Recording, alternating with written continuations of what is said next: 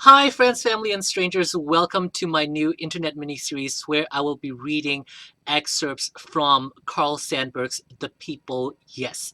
This is a project I've been wanting to take on for a while. I wanted to do it in the theater as a staged reading, but I don't have the resources, and now is a good time to do it anyway, even if it's on my own. But this is a project that I have taken on in the past. This was the first show I got to be part of in the theater program at Hanover College. We did a staged reenactment of the excerpts with a cast of about 15 actors, I think. It was the first show I worked on as an actor, and it really opened me up to what I can do on stage in the theater beyond scripted plays. Now, I want to introduce you to Carl Sandburg and the poem itself. Carl Sandburg is a prominent American poet and biographer who was most prolific in the first half of the 20th century. He was also an early American socialist before the Red Scare began in the middle of the century later. He was born to a poor immigrant family in Illinois. He didn't finish school. He worked a lot of working class blue collar jobs throughout his life. He voluntarily joined the army, and he was aware of class, race, gender relations before they became major social movements. And The People, Yes, was written in the late 30s, I believe, at the height of the Great Depression. It is a very cheesy celebration of humanity. The perspective is, of course, very Americana, but as a foreigner, a queer migrant foreigner living in this country, this is one of the works where I've consumed it and didn't go, this doesn't apply to me. This applies to me, and I believe this will apply to everyone. And right now, everything feels very gloomy, and I wanted to share some cheerful, bright thing. So it's going to be a mini series of about 5 to 7 days. I'll try to upload every day. I may or may not be in drag, but this will be wholesome, I promise. Thank you for joining me on this journey. Let's go. Before we begin, I wanted to give a shout out to the designer of this look. Hello, Kaylin Cobb, and my dear friend Alex Mangus, who connected me with her work. Let's go. 1. From the four corners of the earth, from corners lashed in wind and bitten with rain and fire, from places where the winds begin and fogs are born with mist children, tall men from tall rocky slopes came, and sleepy men from sleepy valleys. Their women tall, their women sleepy, with bundles and belongings, with little ones babbling. Where to now? What next? The people of the earth, the family of man, want to put up something proud to look at.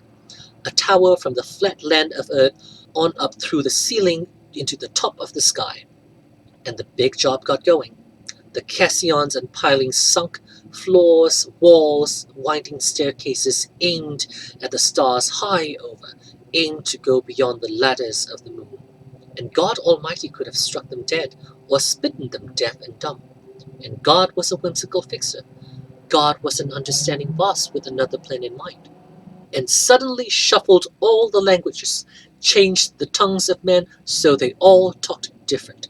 And the masons couldn't understand what the hod carriers said. The helpers handed the carpenters the wrong tools. 500 ways to say, "Who are you?" Changed ways of asking, "Where do we go from here?" Or of saying, "Being born is only the beginning." Or, "Would you just as soon sing as make that noise?" Or, "What you don't know won't hurt you." And the material and supply men started disputes with the hauling gangs and the building trades, and the architects tore their hair over the blueprints, and the brickmakers and the mule skinners talked back to the straw bosses who talked back to the superintendents, and the signals got mixed. The man who shoveled the bucket hooted the hoisting man, and the job was wrecked. Some called it the Tower of Babel job, and the people gave it many other names. The wreck of it stood as a skull and a ghost, a memorandum hardly begun, swaying and sagging in tall, hostile winds, held up by slow, friendly winds. 2. From Illinois and Indiana came a later myth, Of all the people in the world at Howdy How, for the first time standing together from 6 continents, 7 seas, and several archipelagos, from points of land moved by wind and water out of where they used to be to where they are. The people of the earth marched and traveled together on a great plain. At a given signal, they would join in a shout. So it was planned. One grand hosanna, something worth listening to. And they all listened. The signal was given, and they all listened, and the silence was beyond words. They had come to listen, not to make a noise. They wanted to hear. So they all stood still and listened. Everybody except a little old woman from Kalamazoo who gave out a long, slow wail over what she was missing, because she was stone deaf. This is the tale of the Howdy How Pow Pow, one of the 1,000 drolls the people tell of themselves, of tall corn, of wide rivers, of big snakes, of giants and dwarfs, heroes and downs, grown in the soil of the mass of the people. 4. The people know what the land knows, the numbers odd and even of the land, the slow hot wind of summer and its withering, or again the crimp and the driving white blizzard, and neither of them to be stopped, neither saying anything else than, "I'm not arguing, I'm telling you." The old-timer on the desert was gray and grizzled with ever seeing the sun. For myself, I don't care whether it rains. I have seen it rain. But I'd like to have it rain again, pretty soon sometime. Then my son could see it. He's never seen the rain. "Out here on the desert," said the first woman who said it, "the first year you don't believe what others tell you, and the second year you don't believe what you tell yourself." "What is the East? Have you been in the East?" the New Jersey woman asked the little girl, the wee child growing up in Arizona, who said, "Yes, I've been in the East. The East is where trees come between you and the sky." Another baby in Cleveland, Ohio, in Cuyahoga County, Ohio, why did she ask, "Papa, what is the moon supposed to advertise?" And the boy in Winnetka, Illinois, who wanted to know, "Is there a train so long you can't count the cars? Is there a blackboard so long it will hold all the numbers?" What of the Athenian last year on whose bosom a committee hung a medal to say to the world, "Here is a champion heavyweight poet. He stood on a 2-masted schooner and flung his medal far out on the sea bosom." And why not? Has anybody ever given the ocean a medal? Who of the poets equals the music of the sea? And where is a symbol of the people unless it is the sea? "Is it far to the next town?" asked the Arkansas traveler, who was given the comfort, "It seems farther than it is, but you'll find it ain't." 6'6" was Davy Tipton, and he had the proportions, as Kingpin Mississippi River pilot, nearly filling the pilot house, as he took the wheel with a laugh, "Big rivers ought to have big men." On the home stretch of a racetrack in the heart of the Bluegrass County in Lexington, Kentucky, they strewed the ashes of a man who had so ordered in his will. He loved horses and wanted his dust in the flying hoofs of the home stretch. 7. Neither wife nor child had Mr. Eastman, and the manner of his death was peculiar. Around a fireplace in his home one night he entertained 8 old friends, saying to one woman at the door at 11 o'clock, "I'm leaving you." She rejoining, "No, I'm leaving you." But Mr. Eastman, the Kodak king of exactly how many millions he wasn't sure, knew better as to whether he was leaving her or she him.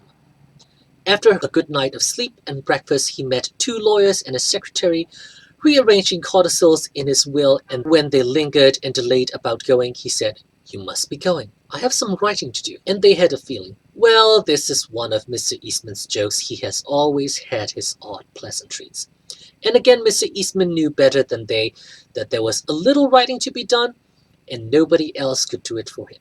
They went, and Mr. Eastman stepped into the bathroom, took his reliable fountain pen, and scribbled on a sheet of paper, "My work is finished.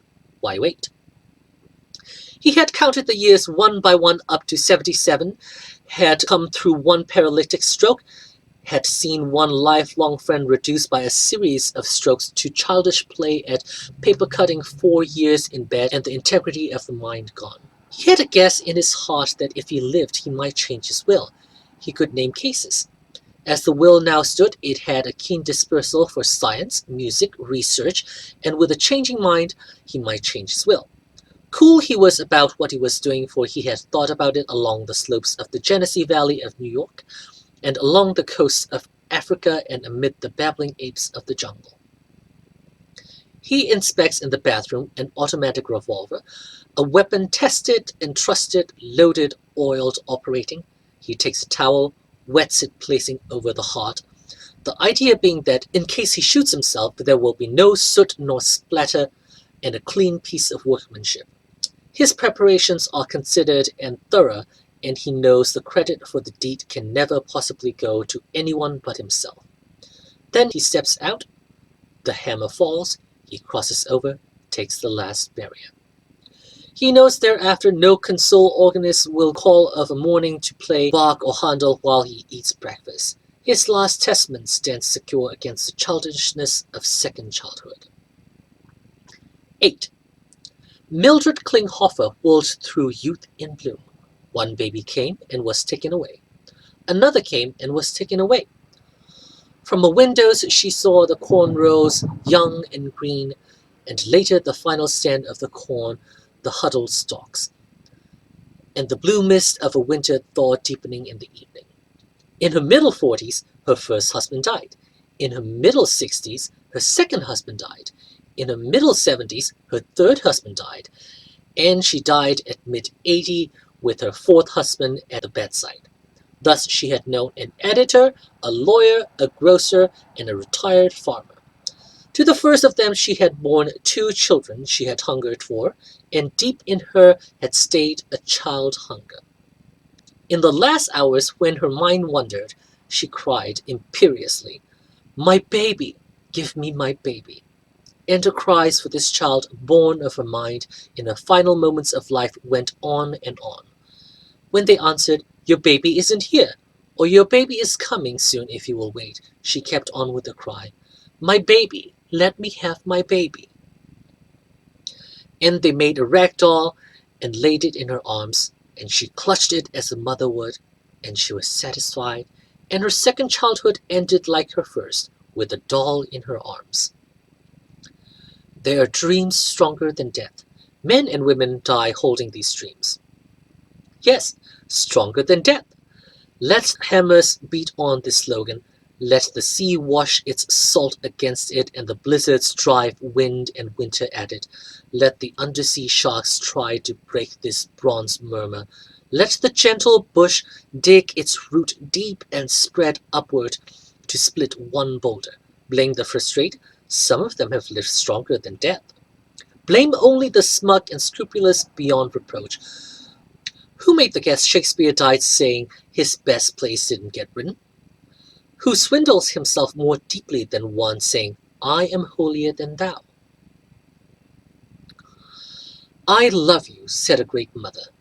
"I love you for what you are, knowing so well what you are, and I love you more yet, child, deeper yet than ever, child, for what you are going to be, knowing so well you are going far, knowing your great works are far ahead, ahead and beyond, yonder and far over yet." And that's enough for today. Join me again for the next episode.